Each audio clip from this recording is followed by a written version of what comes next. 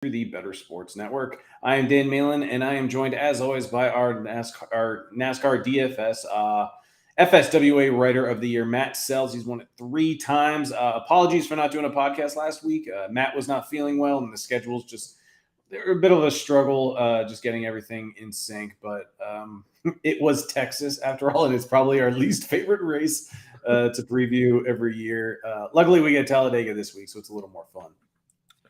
Yeah, you're right on there. So I was sick. It also, doesn't hurt that it was Texas. I've been to races there, and I still don't enjoy the track. I did watch Kyle Larson catch fire at one of those races, like literally car on fire. Not that he was smoking the competition.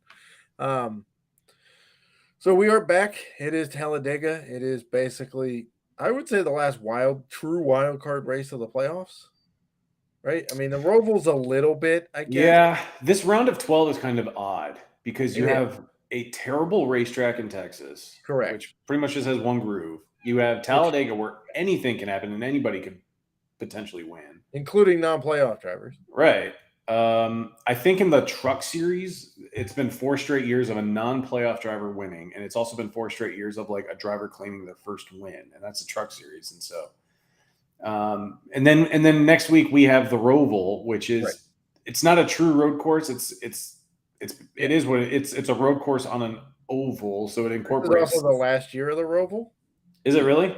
Yeah, Dale Jr. I don't think it's official, but Dale Jr. on his podcast said that there'll be 2 Charlotte races on the oval next year.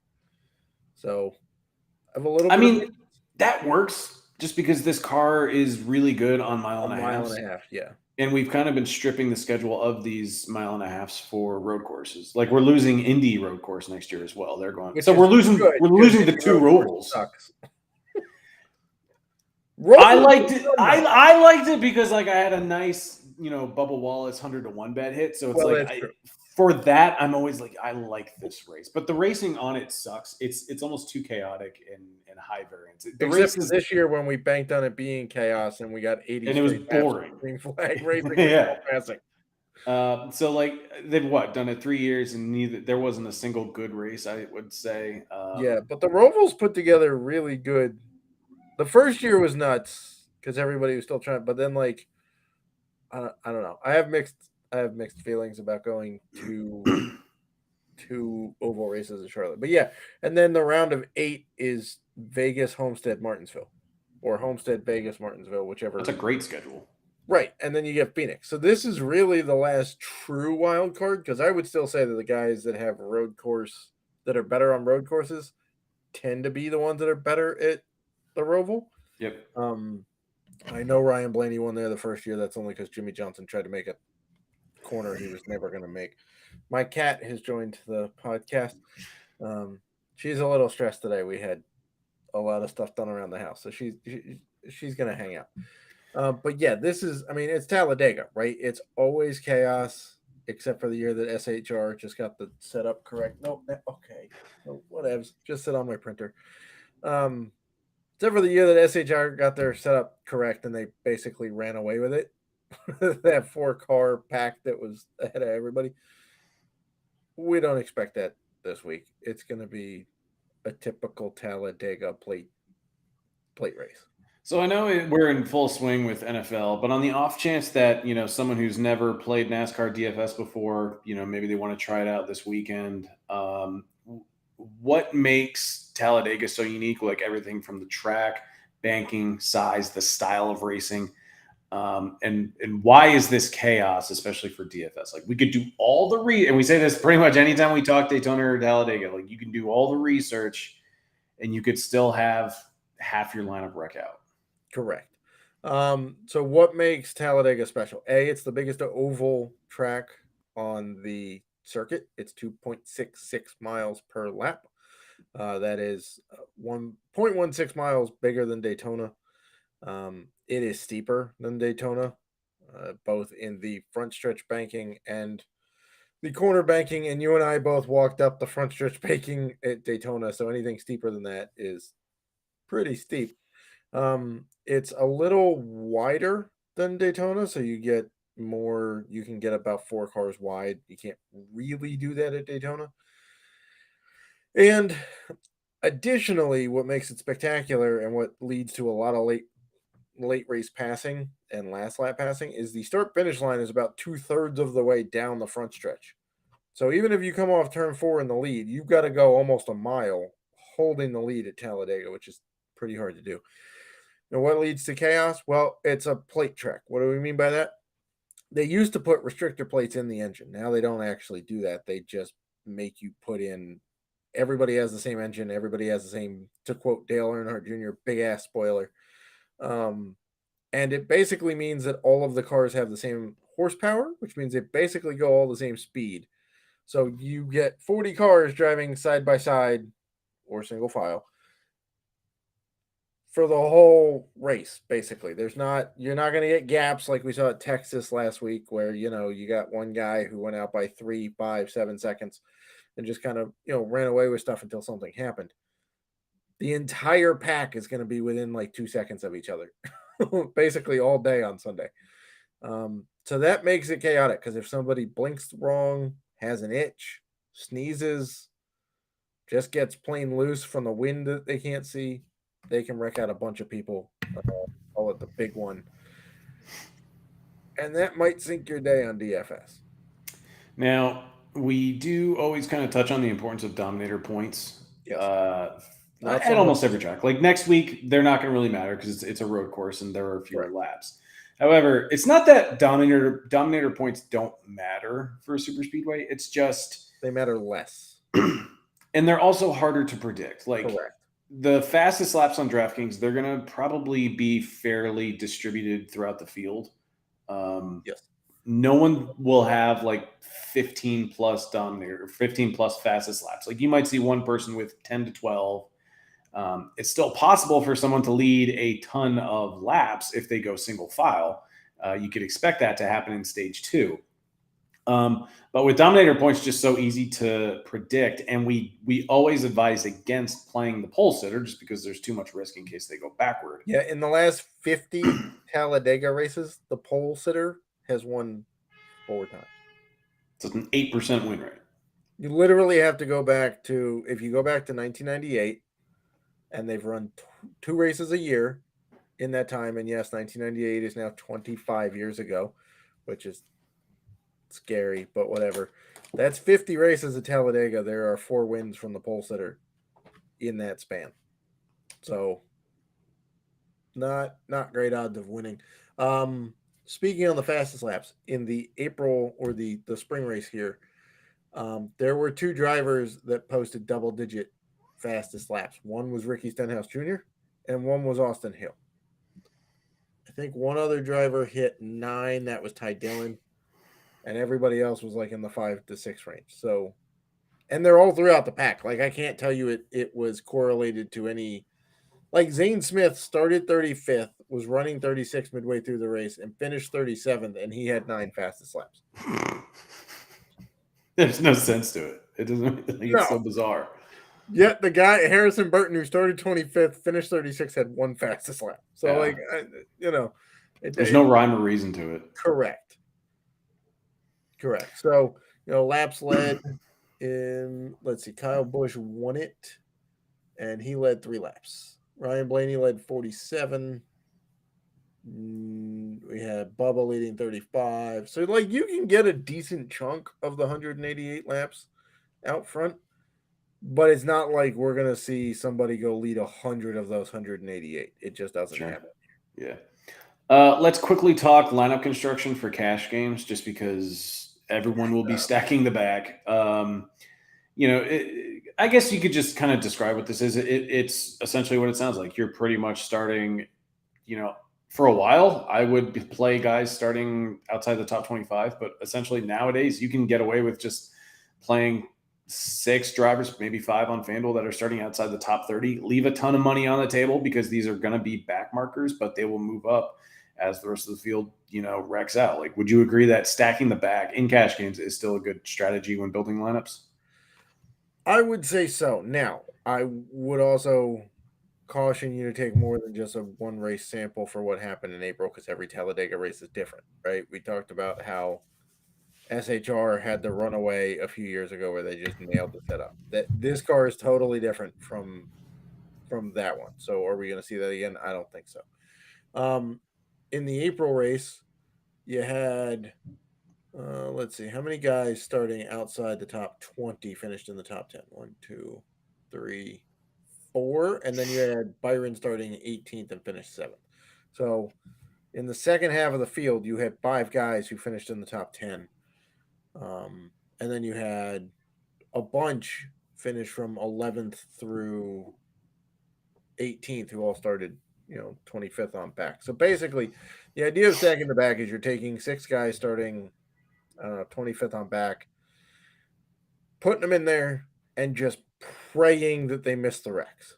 Yeah. That's essentially what cash game strategy is here. If you want to hit it in the GPPs, you're basically going to take maybe 1, maybe 2 guys starting in the top 10. 1 guy starting 11th through 20th. And then the rest of your build is going to start 25th on back. And you just hope that the guys who are starting in the top 10 stay up there and produce some laps led and some strong finish points. And I would say, like, if you don't play anybody in the top 10, you can just allocate another driver out of the top 20 that's starting between, P11, P20. A lot of my tournament builds, I'm only doing 3 lineups for these. I hate these races for DFS. They are fun as hell to see live. You and I went to Daytona. I've been to Talladega before. The racing it's fantastic. Race that close and that precisely. It's amazing. And the television product doesn't really do it justice how fast these cars are actually going. They look slower on TV, and these tracks are massive in person. If it rains, it takes 3 to 4 hours to drive these things. I mean, to give you an idea, they were clicking off laps at Daytona in less than 50 seconds, and it's a 2.5 mile track. Yeah.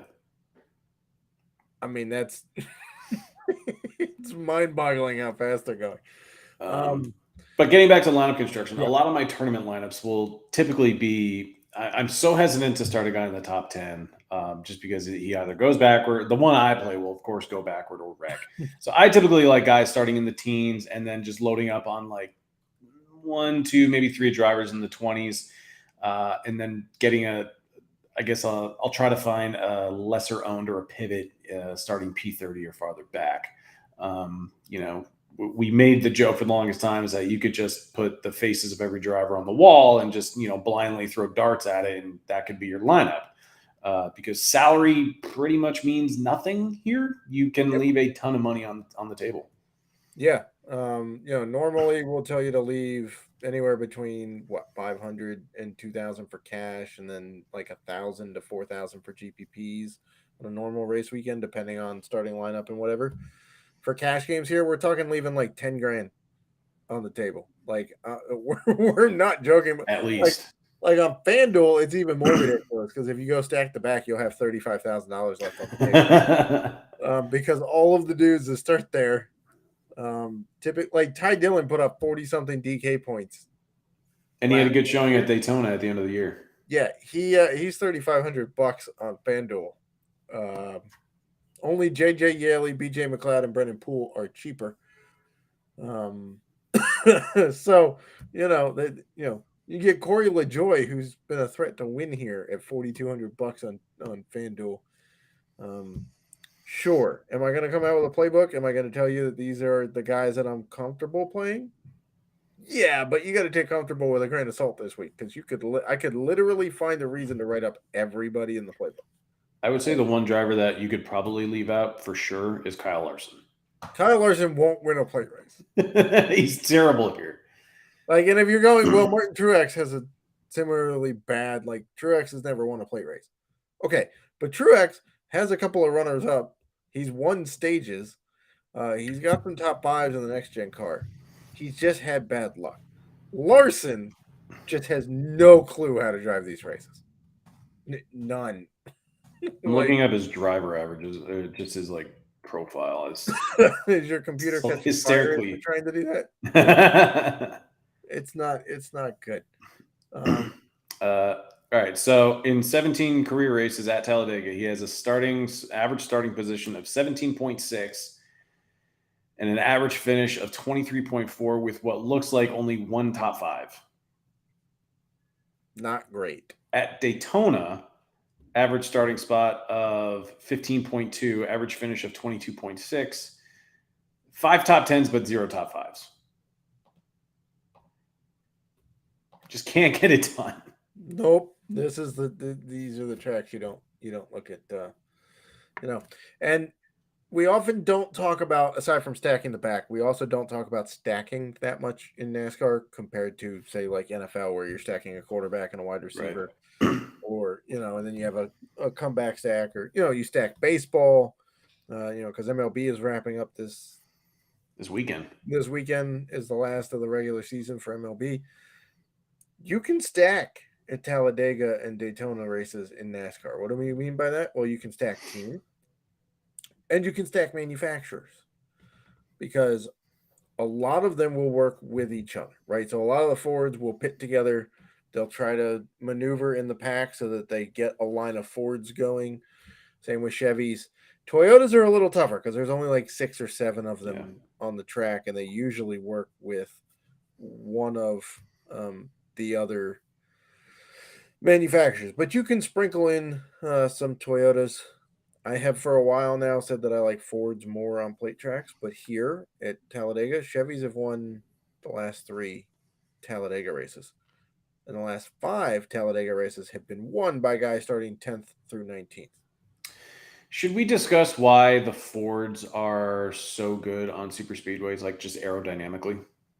Yeah, I think it's 2 reasons. One, Jack Roush knows how to build really good engines. Like the Roush engines are really, really good, the Roush 8s ones. And those are what's in every single Ford, regardless if it's an RCR or, an RFK or, whatnot. But aerodynamically, the Fords have a flatter grill and they have a flatter back, rear bumper, which means you can square them up better. You can't see my hands if you're not watching on YouTube, but you can square them up better and get a cleaner push, as opposed to the Chevys, which you kind of have to get off center so that you don't actually wreck, push air in the wrong way. That being said, though, the Hendrick engines in pure straight line speed at plate tracks are usually very fast. Yeah, Alex Bowman's started on the front row of the last handful of Daytona 500s. I think 6 straight Daytona 500s he started Something like that, yeah. Do they race very well? Not necessarily, but they do have very good speed. So we can stack here. Aside from stacking the back, you can stack manufacturers. And please, for the love of God, if you're watching the race, put your phone in another room. Any device you will check your DraftKings and FanDuel lineup on should not be in the same room as you are watching the race, because it literally will not matter until after the checker flag, and then adjustments happen because there's guaranteed to be a wreck somewhere that they have to adjust the finish points for. Okay, it literally, in a blink of an eye, you could go from winning to not winning to winning to not winning. I remember for the second Atlanta race last year, I was watching the race, and I remember one lineup that I had, like every driver that I had was in this one build was running in the top 6. And I'm looking at the running order. I'm like, I have a lot of exposure to all those guys. And so I just opened the DK app, and this was only it was early in stage 2. And I look at the DK. Usually, by the way, when we're doing very well at stage 2. Yeah. And so I look at it, and I'm winning $14,000. And even Ryan Larkin, who's a friend of ours from Daily Fantasy Racing, he even texts me. He's like, "I see you at the top of the leaderboard," and I'm like, "Yeah, me too. It's just not going to hold." And so it's like, there's no point in checking your lineups midway through these races. I will tell this again. I'm sure regular subs are, but like in the 2021. This is a good story, yeah. 2021 Daytona 500. Last turn of the race, turn 4 on the final lap. I am not winning anything. Literally zeros across the board on FanDuel. Joey Logano and Brad Keselowski, who were then at that point teammates, decide to have their standard teammate pissing contest Yeah. and wrecked each other because they couldn't decide who wanted to win. So they blocked each other and wrecked each other. And a lot of people had them because they're really good at plate racing normally. So they wreck out. McDowell wins. Not only did I hit him at 66-1 on the bet, which was very nice. Thank you, Michael McDowell. I went from winning nothing to a half a mile later winning $2,500. So It can happen here. Anything can happen here. And you and I were watching the Daytona race in person. We were winning money, and then the big one happened and literally went away. Just set everything on fire, including the cars. So just enjoy the race. I mean, keep tabs on your guys, but don't go, oh, at one point 100 laps ago I was winning this, and then it yo-yoed to nothing, and then 3 laps later I was winning even more. Like, you're just going to hate yourself if you do that, because nothing you can do about it. All right. So we have less than 10 minutes to go. Do you want to just dive in and talk a few drivers, whether they're just like super speedway drafting specialists? We can also touch on some bets, because I do like betting. Like, it can be very fun to bet Talladega. It can be a blast. I'm in a state that doesn't allow it. So am I. But I'm kind of getting FOMO. But that's not true. I could drive across town to the casino and bet it in person. But do I have time to do that? I don't know. We'll see. We'll have to. I would have to drive to Tennessee to do it for me. So okay. Well, I'm a little closer. Is the 90-minute drive really worth it? I don't know. So why is Talladega more fun to bet than others? You get bigger odds. Yep. For sure. Like, I wrote up the betting piece last week for Texas, right? And at the time, Larson was going off at as the favorite. This was before practice and qualifying. He was going off at plus 600. The best line you could get him at was BetMGM, right? He was the favorite at plus 600. This week, I just finished the betting piece earlier today on Friday, again before qualifying, and Ryan Blaney is going off as the favorite, or co-favorite, I guess, at plus 1,200 at BetMGM. Keselowski's a co-favorite at plus 1,200 at Caesars. So, just betting favorites, the odds are twice as the return is twice as much, right? Why? Well, there's more risk here, right? You're a favorite, but you have as equal chance of anybody of winning the race as, like, that's not the case at Texas. It's not like Ty Dillon had a legit shot to win at Texas. Yeah. He didn't. He may not have a legit shot to win at Talladega, but he's at least got as equal of odds as a lot of other guys. So betting the win is good here. Like, you can hit long shots here. I mean, I even think Ricky Stenhouse, who is a noted super speedway specialist, even for the Daytona 500, he was 45-1 or 48-1. Let me see. I have some odds here. Let me see if I can refresh this. And I'm talking about when he won the Daytona 500. He was about he was at least 45 to. Yeah, something like that. 35-1, maybe something like that. Maybe. But let me see what he is for Talladega. He's 30-1. I don't know if I would take that. His best return, that's the best odds, is plus 3,000 at BetMGM. FanDuel has him at 20-1, DK 25-1, Caesars 22-1, and BetRivers 25-1. So I would take the 30-1 out of all of those. But Truex is going off at 28-1. He's a guy who has multiple top fives in the next gen car. He's got stage wins. He's been able to run pretty well. He just has to finish the race. But betting top 10 is also quite fun, because literally everybody in the field has a top 10 at Talladega. And you even had one before we started recording the podcast that you really liked, and I'm kind of on board with it if I could take it. Like, Ty Dillon right now is going off at plus 850 for a top 10. Not to win, not for a top 5. Top 10, a plus 850 odd at for a top 10 finish. He finished 11th at Daytona in the summer. He did. He did quite well. He's been improving At each plate track this year, he's posted a better finish, including P11 at Daytona just a few weeks ago. He has a pretty good history of avoiding wrecks at plate tracks. And here, I don't care how bad the equipment is. I just don't, because it's all the same for Yeah. everybody. So, if you can snatch that up, then I would. I wouldn't bet him for anything better than that. But top 10 at plus 850, and that's on DK, by the way. He's so I would bet the plus 850, but I'm not sure I would bet the plus 700 at Caesars or the plus 550 at Bet Rivers.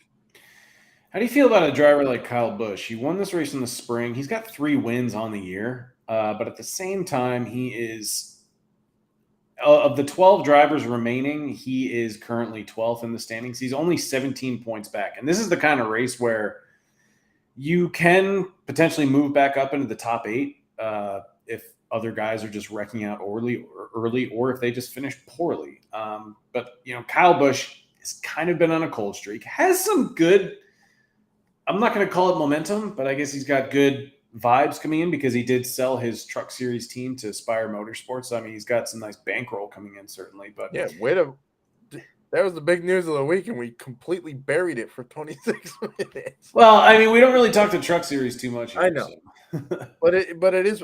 I don't know where Spire came up with the money for it. Maybe from the charter sales of their Cup team. I don't know, but it's pretty interesting. To be perfectly honest, I did write up Kyle Busch as a win guy. I didn't put him in the top 10 because I think he's a guy who's either going to win or wreck out. But he's going off at 18-1 on FanDuel, which for a guy who won this race like 4 months ago, not bad, right? Yeah. RCR has always been good at plate tracks. They just know how to run them. They made Tyler Reddick look like he was a threat on plate tracks, which is pretty impressive. And I think he views this as his best shot to cement his spot in the round of 8. Because I'm not sure the Roval is going to be kind to him. I would agree with you, but I just feel like the standings are going to shake up dramatically. Yes. After this race, and then a lot of people are going to need really solid runs at the Roval. But a guy who's great on super speedways, but doesn't necessarily need to win to really stay in contention to move on to the round of 8 is Bubba Wallace, and he did win this race 2 years ago. I don't care if the weather shortened the race; it's still a win. Plenty of drivers have won races, because of weather. And he is good on super speedways. He's finished second at the Daytona 500. Stupid fly. How do we feel about Bubba this week?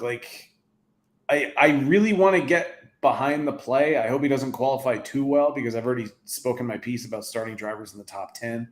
Yeah, but for him, I'm not entirely sure that matters. Because he does manage to find his way to the front no matter where he starts. Right, and I also think that for DFS, for leverage, if we're talking leverage, which is your favorite subject, it helps if he starts further up because people will avoid him because there's no PD, which is what everybody targets here, right?